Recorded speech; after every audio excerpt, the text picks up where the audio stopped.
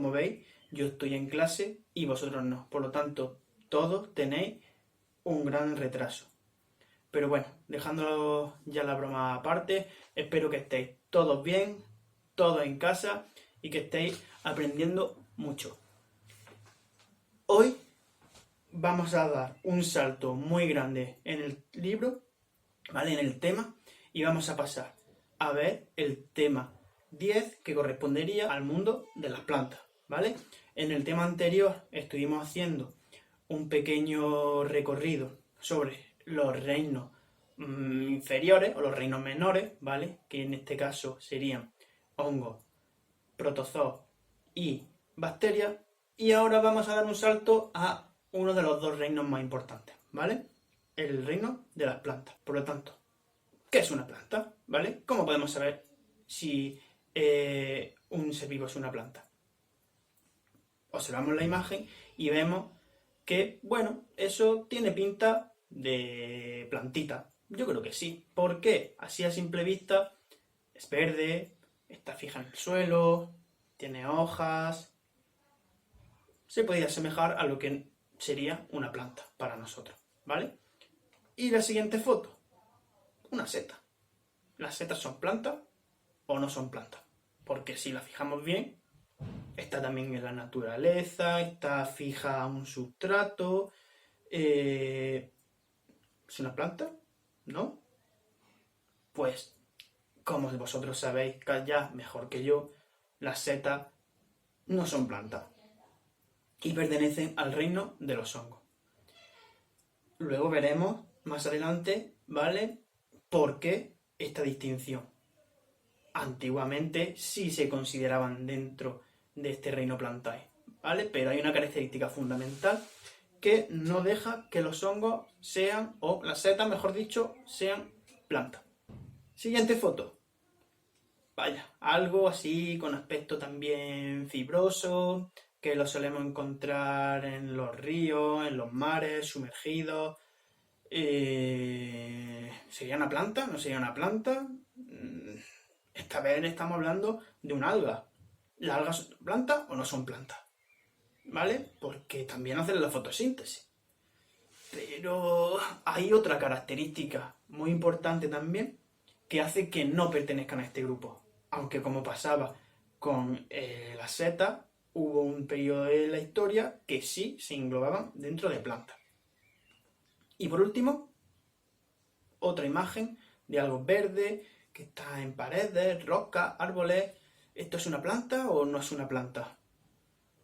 En este caso se trataría de un musgo, y los musgos sí están dentro de este grupo, de este reino plantae, ¿vale? Después de haber hecho esta pequeña introducción de que sí y que no está dentro de este reino, ¿vale?, pasamos a ver las características fundamentales que nos hacen ser capaces, al conocerla, de discriminar si un ser vivo pertenece al reino de las plantas o no. Y posteriormente veremos una clasificación o empezaremos a ver una clasificación de estas plantas, ¿vale? ¿Qué subgrupos podemos encontrar dentro del reino plantas? Pues vamos, empezamos con las características. Para que un ser vivo podamos considerarlo como planta, debe cumplir estas características. Primero, indiscutiblemente, si es un ser vivo, tiene que cumplir con esas funciones vitales. Es decir, tiene que nacer, tiene que crecer, relacionarse, reproducirse, nutrirse y al final morir. ¿Vale? Eso es fundamental. Si no, es que directamente no puede ser un ser vivo. Otro de los requisitos, que las plantas tienen células eucariotas. ¿Vale? Células eucariotas. ¿Qué significaba eucariota? Repasamos un poquito hacia el tema anterior, y eucariota significaba que el ADN de la célula está en un pequeño compartimento que es el núcleo, ¿vale? En uno de esos orgánulos que también estuvimos viendo en el tema anterior. Otra curiosidad de las plantas es que esas células vegetales eucariotas, están recubiertos por una pared celular. Y esa pared celular es de celulosa. Esta es una diferencia en cuanto a hongos, ¿Por qué? Porque los hongos tienen pared celular también, pero no es de celulosa, es de quitina, si recordamos un poquito el tema anterior. Esta pared celular la protege a esa célula y le otorga esa forma cuadradita, regular, que tienen cuando las miramos al microscopio. Y vamos a mirarlo al microscopio. ¿Veis? Pues son así rectangulares, cuadradas, regulares, y otra de las características de las células vegetales es que son pluricelulares, como podemos ver en la imagen. Observamos un montón de células vegetales juntas, ¿vale? Formando a un individuo. Si observamos esa franja central más verde, más oscurita, estamos ante uno de esos conductos que va a llevar la savia desde las raíces hasta las hojas. Hemos dicho hasta ahora, fundamentalmente las plantas son eucariotas pluricelulares. Otra de las características es que pueden tener tanto reproducción sexual como reproducción asexual. Recordando rápidamente, en la reproducción sexual intervenían dos gametos, el masculino y el femenino, y se obtenía una descendencia parecida a los dos padres. Sin embargo, en la reproducción asexual no intervenían esos gametos distintos y la descendencia era una copia idéntica, un clon de el progenitor. Pues bien, en las plantas tenemos los dos tipos de reproducción.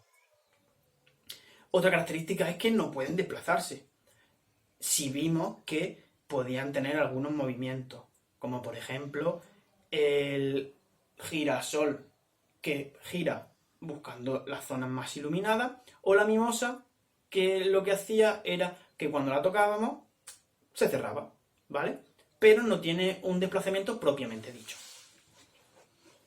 Otra característica fundamental, que aunque la estamos viendo en último lugar, es posiblemente la más importante, es que son organismos autótrofos, es decir, son capaces de elaborar su propia materia orgánica, su propio alimento. Esta es una diferencia fundamental entre los hongos y las plantas, ya que los hongos no pueden hacer esto porque son heterótrofos. Hemos pasado por encima que son pluricelulares, y esa es la diferencia fundamental con respecto a las algas. Las algas son unicelulares y algunas tienen ahí unas cosas raras que parece que son pluricelulares, pero no, porque son agregados. En fin, que no son. Aunque sí hacen la fotosíntesis también, son autótrofas. Como organismo autótrofo, el proceso por el cual son capaces de elaborar esa materia orgánica es la fotosíntesis, el proceso estrella de la vida, y sin el cual no podría existir la vida en el planeta tal y como nosotros la conocemos hoy en día. Repasando brevemente lo que es la fotosíntesis, ¿vale? Aunque ya la estuvimos viendo en el tema anterior. ¿Cómo realiza esta planta la fotosíntesis? Desde el suelo, la planta es capaz de incorporar hacia ella, a través de las raíces, el agua y las sales minerales que hay disponibles. Ese agua y esas sales minerales suben desde las raíces hasta las partes más altas de la planta, hasta las hojas, lugar donde se va a llevar a cabo la fotosíntesis. Recordamos que la fotosíntesis se llevaba a cabo en los cloroplastos de las células vegetales que hay en las partes verdes de las plantas, ¿vale? En esos cloroplastos. Normalmente en las hojas, aunque hay algunos tallos que también podrían hacer la fotosíntesis, ¿vale? Tallo verdito, verdecillo. En las hojas, ¿qué va a pasar? Las hojas son capaces de incorporar desde la atmósfera el dióxido de carbono, el CO2. Y a esa mezcla que se produce entre agua, sales minerales y el CO2, nosotros la denominamos savia bruta, ¿vale? Savia bruta. Savia con V, ¿vale? No igual que la del verbo saber. Otro ingrediente fundamental para realizar la fotosíntesis sería la luz solar y la clorofila. La clorofila, recordamos que era esa sustancia que le daba el color verde a las plantas, ¿vale? Esa clorofila está en los cloroplastos. Y la luz solar, fundamental. Sin luz solar no se podía llevar a cabo este proceso. Por eso por la noche las plantas no son capaces de hacer la fotosíntesis, porque no disponen de esa luz solar. Estamos preparados, ya lo tenemos todo. Tenemos nuestra savia bruta, nuestra luz y tenemos clorofila, ¿vale? La clorofila, como la tiene la planta, no la necesita incorporar de ningún sitio. Es ahora cuando se lleva a cabo el proceso de la fotosíntesis. Y después de este proceso obtenemos ya lo que se conoce como savia elaborada. Esa materia orgánica, ¿vale? Esa sustancia orgánica que le van a servir a la planta para alimentarse, para crecer, para obtener energía, en definitiva, ¿vale? De este proceso se expulsa un compuesto que es muy importante para nosotros y es el oxígeno, ¿vale? El oxígeno es expulsado, es una sustancia de desecho de este proceso, pero es una sustancia fundamental para nosotros, los heterótrofos, que necesitamos respirar ese oxígeno. Ojo, las plantas también utilizan el oxígeno, ¿vale? Porque cuando no están haciendo la fotosíntesis, como por ejemplo por la noche, las plantas también gastan esa energía y para ese gasto de energía necesitan respirar, ¿vale? Y por lo tanto necesitan oxígeno. ¿Cómo se lleva a cabo la absorción del dióxido de carbono y la absorción del oxígeno? Pues mediante unas pequeñas aberturas, unos pequeños agujeritos, ¿vale? Que se pueden abrir y cerrar, que están en la hoja y que se llaman estomas, como vemos en la imagen. Volviendo un poquito para atrás a esa sustancia orgánica que la planta ha elaborado, llega el momento en el que las tienen que utilizar, ¿vale? Si no las tienen que utilizar, las almacenan en las raíces, en los tallos, ¿vale? En cualquier sitio de la planta, pero si las tienen que utilizar para crecer o para obtener energía, tienen que recurrir a ella, ¿vale? Entonces cuando se lleva a cabo el proceso contrario a la fotosíntesis, que es la respiración celular.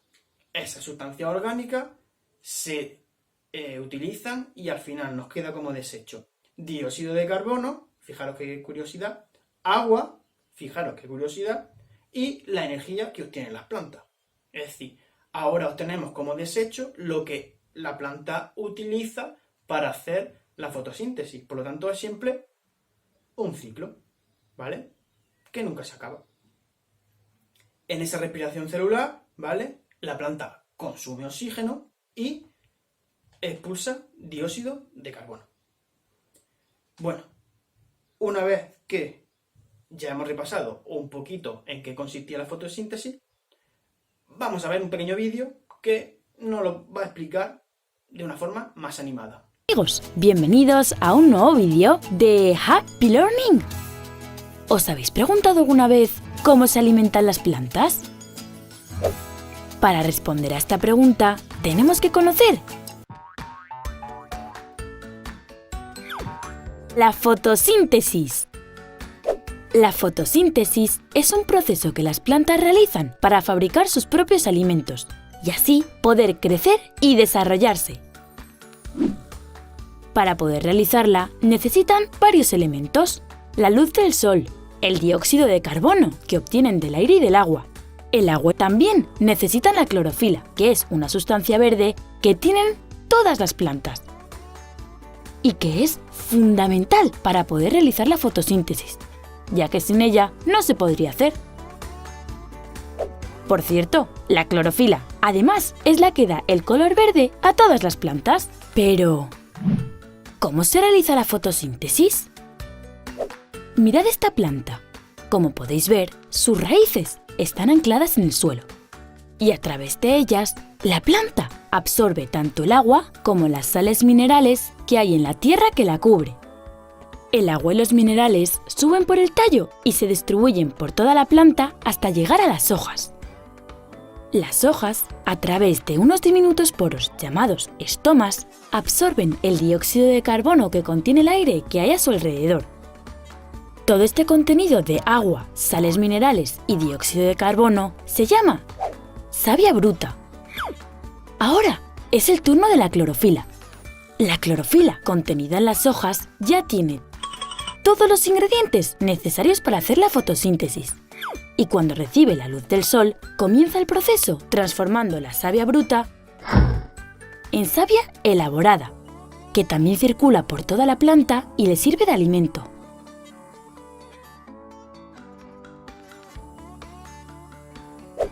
Todas las plantas se alimentan de savia elaborada y la acumulan o en sus raíces como la zanahoria o en sus frutos como la manzana o la pera. Los seres humanos, cuando respiramos, convertimos el oxígeno en dióxido de carbono, justo al revés que las plantas cuando realizan la fotosíntesis. Una curiosidad que tenéis que recordar.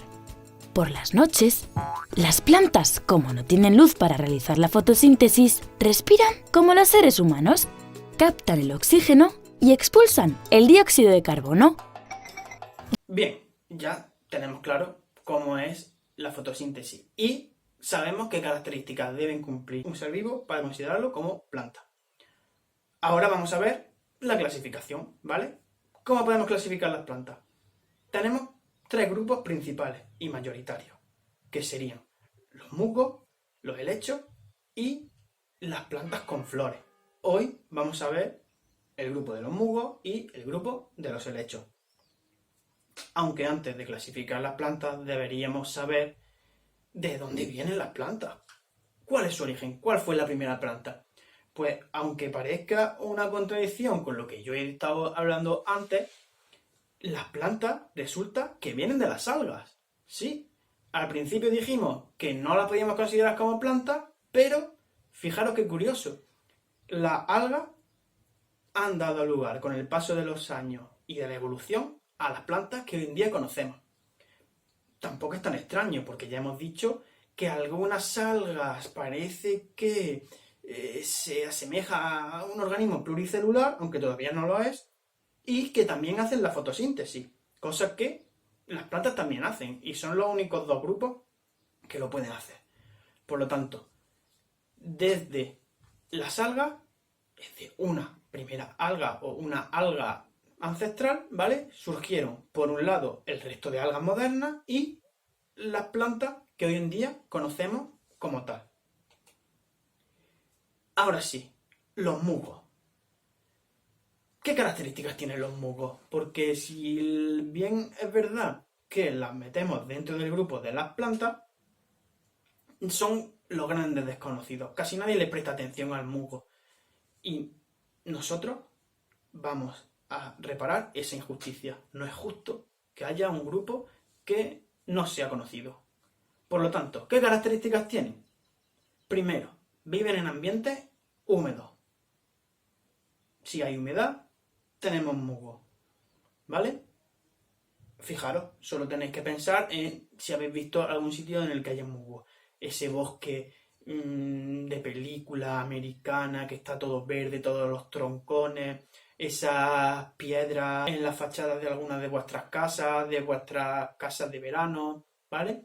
Siempre están asociados a, bueno, paredes, piedras, troncos. Nunca la encontraremos en un sitio donde le dé el sol muy fuerte y en el que haya sequía. Otra característica es que no tienen órganos diferenciados como tales y son capaces de absorber toda la sustancia por cualquiera de sus células, ¿vale? Como no tienen un sistema de transporte ni nada parecido, pues tienen unas pequeñas raíces y que lo fijan al terreno, ¿vale? Que lo fijan al suelo. Y no tienen esa función de raíz como tal. Otra característica es que forman inmensos tapetes, ¿vale? El que ha visto musgo raramente lo ha visto solo. Está formado por un amplio tapete y en algunos sitios bastante grande. Y una curiosidad que mucha gente no sabe, podemos utilizar al musgo como brújula. ¿Por qué? Hemos dicho que están siempre en ambientes húmedos, en el que no les den mucho el sol. ¿Sabéis cuál es el punto cardinal en el que menos sol da? El norte. Por lo tanto, si estamos en plena naturaleza, un poco perdidos y no tenemos el GPS, Gira a la izquierda. Podemos utilizar como referencia el musgo, ¿vale? En la cara norte de los árboles, de las piedras, de cualquier elemento donde no da tanto el sol, solemos encontrar poblaciones de musgo. Por lo tanto, es un indicador de hacia dónde está el norte. Si tengo que ir hacia el norte, solo tendría que seguir a ese musgo. Si quiero ir a alguno de los otros puntos cardinales, solo tendría que orientarme, ¿vale? Pues ahí tenemos un poquito más en detalle cómo es un musgo. Si hacemos una analogía entre las partes de un musgo y las partes de, por ejemplo, un rosal, el rizoide del musgo, ¿vale?, serían las raíces de ese rosal, ¿vale? Es lo que haría la función de raíz. No tanto de absorción, más de un poquito de fijación en el suelo, ¿vale? El rizoide. Después tendríamos el cauloide, que sería como el tallo del musgo, ¿vale? Lo que en el rosal tendría, pues, ese tallo con pincho. En este caso sería el cauloide. Es muy finito, es muy delgadito y muy pequeño, ¿vale? Pero es el tallo del musgo. Y por último tendríamos el filoide, que sería como las hojas de ese rosal, ¿vale? Los filoides serían, pues, esas pequeñas hojitas que aumentan la superficie y hace que parezca que está todo verde. Estas tres partes formarían ese tapete verde que normalmente vemos. Y ese tapete verde recibe el nombre de gametofito, ¿vale? El gametofito es toda la parte verde del musgo y está compuesto por el rizoide, que sería la raíz, el cauloide, que sería el tallo, y el filoide, que serían, pues, esas pequeñas hojitas. Otra parte importante sería el esporofito, que va a tener una gran repercusión, una gran importancia en la reproducción del musgo. Pero bueno, veamos cómo es esa reproducción y ese ciclo vital que tienen los musgos. En el gametofito se encuentra el gameto masculino y el gameto femenino. Unos gametofitos serán masculinos y otros serán femeninos. Se produce la fecundación del masculino sobre el femenino. Y dentro de ese gametofito femenino, después de la fecundación, se forma un esporofito, ¿vale? Ese bastoncito que sale hacia arriba. De ese esporofito, cuando madura, van a salir una serie de esporas. Y esas esporas son las que después van a dar lugar a los nuevos gametofitos de los musgos, ¿vale? Van a dar lugar a los nuevos individuos después de que germinen en el suelo, alrededor siempre de sus padres. O un poquito más lejos si, pues, ha hecho algo de viento y se lo ha llevado. El otro grupo principal y que vamos a ver hoy, ya para terminar, sería los helechos. Unos grandes desconocidos también. Aunque los podemos encontrar incluso en algunos patios de aficionados a las plantas, ¿vale? Hay gente que tiene helechos. ¿Qué características tienen estos helechos? Pues bien, también viven en ambientes húmedos, ¿vale? Si hay humedad, suele haber también helecho. Bosques de, por ejemplo, Galicia, Cantabria, son muy dados a tener helecho. Aquí no tanto porque no tenemos todas esas precipitaciones. Los helechos ya sí presentan órganos diferenciados y vasos conductores que pueden transportar los nutrientes a través de la planta. Los musgos, como hemos visto, no eran capaces. Una curiosidad es que formaron grandes bosques en el pasado. Si habéis visto alguna película de dinosaurios, seguro que os habéis dado cuenta que los bosques no eran como los que nosotros conocemos hoy en día, sino que eran bosques de helechos gigantescos y que llegaron a dominar casi todo el planeta. Bien, ¿qué parte podemos encontrar en un helecho? Pues tenemos unas raíces, ¿vale?, que lo fijan al sustrato, al suelo y por las que se absorben el agua y las sales minerales. Tenemos unos tallos, pero que en vez de ser verticales como los de un árbol o una planta normal de las que nosotros estamos acostumbrados a ver, son horizontales y están enterrados en el suelo. Y esos tallos se llaman rizomas. Y por último tenemos las hojas, pero que en este grupo se llaman frondes, ¿vale? En vez de hojas, frondes. Si miramos la imagen, pues tenemos en detalle de un fronde que en la parte parte del en vez de la hoja, es decir, en la parte de abajo de la hoja, forman una especie de bolitas de saco que se llaman soros. Esos soros forman el esporofito del helecho. ¿Qué pasa con esos soros? Pues que en esos soros se van a formar las esporas del helecho. Y de esas esporas va a salir un gametofito, ¿vale? Seguimos con los mismos nombres extraños que teníamos con los musgos. Lo que pasa es que exactamente no es el mismo ciclo. Observamos un poquito más en detalle el ciclo de un helecho. Pues partimos de los frondes, ¿vale? De esa hoja, miramos la parte de abajo y vemos los soros, ese esporofito, ¿vale? Esos soros van a dar lugar a esporas y esas esporas van a dar lugar a gametofitos, ¿vale? Habrá gametofitos que sean machos y habrá gametofitos que sean hembras.